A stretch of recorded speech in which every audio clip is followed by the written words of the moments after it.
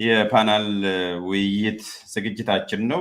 በዚህ ልዩ ዝግጅት ዝክረ ፕሪቶሪያ ስምምነት፣ የቀውስ አዙሪት፣ የሰብአዊ መብት ሁኔታ እና የሰላም ተስፋ እንዲሁም ተያያዥ ጉዳዮች ላይ ለመወያየት ሶስት እንግዶችን ጋብዣለሁ። ሶስቱም በተለያየ ጊዜ ሀሳብ ገበታ ቤተሰቦች ናቸው። ዛሬ አንድ ላይ አገናኝቻቸዋለሁ። ተገናኝተናል፣ እንወያያለን። ሶስታችሁም ጥሬን ተቀብላችሁ በዚህች አጭር ጊዜ ወደ ሀሳብ ገበታ ስለመጣችሁ እኔንም ስላከበራችሁ የሀሳብ ገበታ ቤተሰቦችንም አክብራችሁ ስለመጣችሁ በእኔና በሀሳብ ገበታ ቤተሰቦች ስም እንዲሁም በሰላም ስም በጣም አመሰግናለሁ። እንኳን ደህና መጣችሁላችሁ። እናመሰግናለን። እሺ እንግዲህ እንግዶቻችንን ያው ማስተዋወቅ ብዙ አያስፈልግም ብዬ ነው። ሁሉም በፐብሊክ ኢንተሌክቹዋል ናቸው፣ የሚታወቁ ናቸው። ከላይ ያለው ገለታው ዘለቀ ነው። ገለታው ዘለቀ ሚዲያ ላይ በደንብ ይታወቃል። አንከር ሚዲያ ላይ ራሱ ልዩ ፕሮግራም አለው። እዚህ ሀሳብ ገበታ ላይም በተደጋጋሚ ከኛ ጋር ኮላቦሬት የሚያደርግ ነው። በቀኝ ወደታች አሉላ ሰለሞን ነው። አሉላም ምንም ማስተዋወቅ አያስፈልግም። አሁን የሀሳብ ገበታ ቤተሰብ ነው። በየሁለት ሳምንት ኦልሞስት እየተገናኘን ነው። ፈይሳም አያና ፈይሳም አዲስ አይደለም። አይ ቲንክ ዚስ ኢዝ ዩር ሰርድ ኦር ፎርዝ ታይም። ስለዚህ አያና አንተም እንኳን ደህና መጣ። እንዲሁ ብሪፍሊ ለማስተዋወቁ እንኳን ስለማይመች አድማጭ ተመልካቾቻችን ስለሚያውቋችሁ ይሄንን ታይም ሴቭ ባደርግ የተሻለ ይሆናል። እያንዳንዳችሁን አንተ እያልኩ ነው የሚሄደው። ራሴ ደፍሬ አቢዩዝ አደርጋለሁ። ለምን ስለማጨማልቀው፣ አንተ እርሶ ምናምን እያልኩ መሀል ላይ ስለማጨማልቅ አንተ እያልኩ ነው የሚሄደው።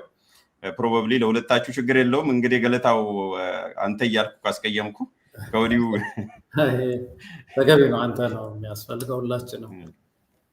እሺ እንግዲህ ዛሬ የምንነጋገረው በአንድ ዋና ርዕሰ ጉዳይ ነው። ይሄም ዝክረ ፕሪቶሪያ ስምምነት ነው።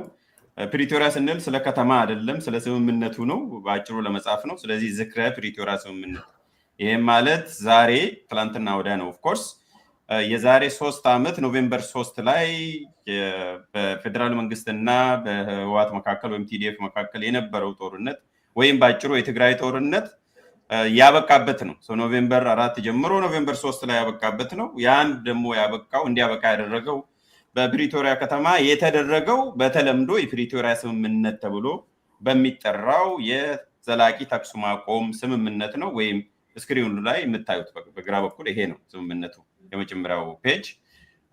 ስለዚህ ጉዳይ ነው የምንነጋገረው። ግን እሱ ብቻም አይደለም። ከዛ በኋላስ ምን ላይ ነው ዛሬ ያለ ነው? ምንስ ተምረናል? ከፕሪቶሪያ ምን አገኘን? ምንስ አላገኘንም? ማንስ ምን አደረገ? ዛሬ ላይስ የት ነው የምንገኘው? ከቀውስ አዙሪትስ እንዴት ነው የምንወጣው? እና መሰል ጉዳዮችን እንነጋገራለን። ይህንን ካልኩኝ እንደ አመጣጣችሁ ጀምራለሁ። ገለታው የመጀመሪያው ጥያቄ ለአንተን የሚሆነው የፕሪቶሪያ ስምምነት ምን አመጣልን? እስቲ መጀመሪያ ከዛ ምን አመጣልን ስንል ምን ውስጥ ነበርን የሚለውን ስለሚያስታውሰን ምን አመጣልን፣ ምንስ አመጣብን በስምምነቱ ምክንያት? ለአንተ ድሉ ልስጥና ከአንተ ልጀምር። እሺ፣ በጣም አመሰግናለሁ ሞገስ፣ ይህን ፕሮግራም ስላዘጋጀህ። ወንድሜ አያና ወንድሜ አሉላ ጋራ ስለጋበዝከኝ በጣም ደስ ብሎኛል። ሁለቱም አከብራቸው ትንታግ የሆኑ ወጣት ፖለቲከኞች ናቸው እና ደስ ብሎኛል በጣም፣ በተለይ በዚህ ጉዳይ ላይ ደግሞ እንድንወያይ ስለጋበዝከኝ። እንግዲህ እንዳልከው የዚህ የፕሪቶሪያ ስምምነት ጉዳይ ሲነሳ ዝክር ስናደርግ ወደኋላ ወደ መነሻው ሁሉ ይወስደኛል፣ ይጠራኛል ወደኋላ። ምን ተፈጥሮ ነው ወደ ፕሪቶሪያ የሄድ ነው የሚለው ነገር የበለጠ እሱ ደግሞ አንኳር ይመስለኛል። እና በሀገራችን ታሪክ ውስጥ ለእኔ የሚያስተምረኝ አንድ ከባድ ስህተት የተፈጠረው፣ ኢትዮጵያውያን እንደምናስታውሰው ያን ጊዜ ከባድ ትግል አደረጉ ለስርዓት ለውጥ፣ ሰላማዊ የሆነ ህዝባዊ እምቢተኝነት ተካሄደ እና ያ ሂደት በኢህአዴግ ውስጥ የፈጠረው ለውጥ ነበረ እንደምናውቀው። እና አንድ ቲም ነገር ተፈጠረ፣ ቲም ለማ የሚባል እና ይህን ቲም በሚገባ አርቲኩሌት ያደረግነው አይመስለኝም። አሁን ወደኋላ ሳስብ ሞገስ ይሄ ቲም የፓርቲ ሪፎርሚስት ነበር። ፓርቲውን ኢህአዴግን ሪፎርም ለማድረግ ነው እቅዱ የነበረው። አሁን በቀደም የዶክተር ደብረጽዮንን ንግግርም እያየሁ ነበር፣ ልኬልሃለሁ ሞገስ፣ አይተኸዋል። እና መነሻ ላይ ራሱ ህወሓትም ሁሉም አንድ ላይ ሆነው የሆነ የለውጥ ፍላጎቶች ህብረተሰቡም ሊያስቀጥለን አይችልም፣ በዚህ ሁኔታ መለወጥ አለብን የሚል አይነት ስምምነት እንዳላቸው ያሳያል። እና ያ ሪፎርም ግን ወዲያው ነው የተጨናገፈው እና የአንድ ፓርቲ ሪፎርም አለመሳካት ውጤት ነው ይሄ ጦርነት። በጣም የሚያሳዝነኝ ይሄ ነው። ፓርቲ እኮ ራሱን ሪፎርም ለማድረግ ሲነሳ በየትም ሀገር ሊከስር ይችላል፣ ፓርቲው ሊፈርስ ይችላል፣ ግጭቶች ሊኖሩ ይችላሉ፣ መኳረፍ ሊኖሩ ይችላሉ ወዘተርፈ። የኛ ጋር የሆነው ግን የዚህ የፓርቲ ሪፎርም አለመሳካት እንዳለ ወደ ሲቪል ዋር ወደ ከፍተኛ ጦርነት ወሰደ እና ይሄ ችግር ከየት መጣ ያለ እንደሆነ ፓርቲና መንግስት የነበራቸው ተጣብቆ ተራክቧቸው ከህግ በጣም ያለፈ ከሳይንስ በጣም የወጣ ህወሓት እንደሚባለው አንድ ወንድም አለ የሚናገረው ነገር ህወሓት አስመራ እኔ ነኝ ይላል አለ፣ እኔ ደግሞ ምንድን ነኝ መንግስት ነኝ ይላል አለ። የሚያስገርመው ነገር ህዝቡ ሁሉ ነኝ ይላል አለ። ቴዲ ነው ይሄንን ሲናገር የሰማሁት መሰለኝ።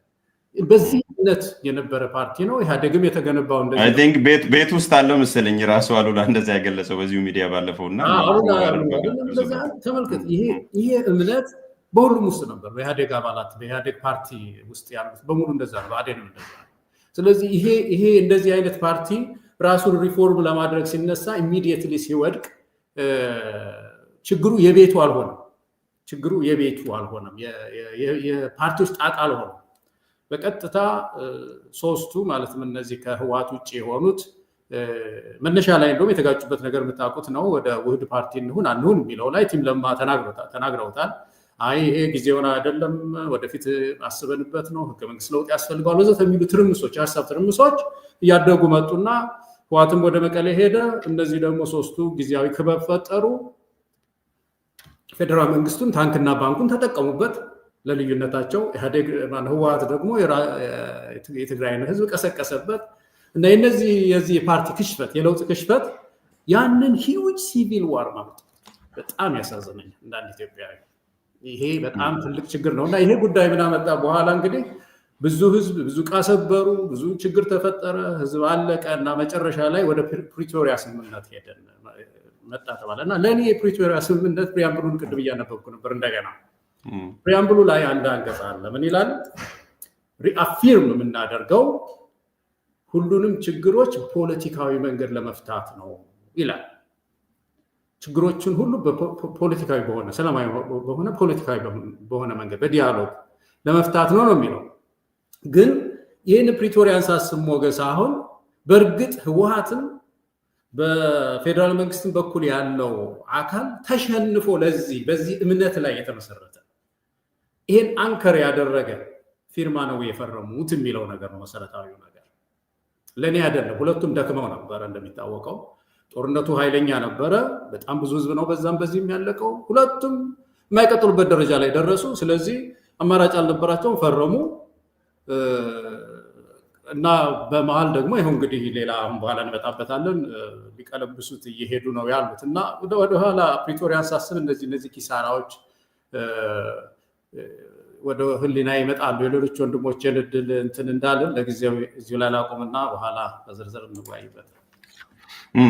ጥሩ ነጥብ ነው ያነሳው። ቅድም እንደውም አስታወስከኝ፣ ጊዜ ላለመውሰድ ነው ስለምታውቁት አድማጭ ተመልካቾቹም ስለሚያውቁት ነው የዘለልኩት እንጂ ብዙ ነገሮችን አይዲየል የሆነውን ነገር ፕሪያምብሉ ላይ ነው የምናገኘው እና እኔም መልሼ እያነበብኩ ያው እንዳጋጣሚ ፊት ለፊት እኔም እሱን እያነበብኩ ነበርና ይሄንን ስናስብና ዛሬ ፕሪቶሪያ ያለበትን ማለትም የፕሪቶሪያ ስምምነቱ ማለት ነው ያለው ስታተሱን ስናየው ከየት ወዴት ነው ይሄድ ነው የምርስ አምነውበት ነው ይሄን የመሳሰሉ ነገሮችን ፕሪያምብሉ ላይ ያስገቡት ወይ የሚለው ጥያቄ የሚያስነሳ ነው። ቀደም አንድ ቪዲዮ ጠቁመ ነበርና 1 ደቂቃ ምናምን አጫውቼ ከዛ ወደ አሉላ ሄዳለሁ። ከየት ወደዚህ መጣን የሚለውን ነገርም ስለምፈልግ ነው። ይሄ ሃኒሙን እንዴት ተበላሸ የሚለውን ነው።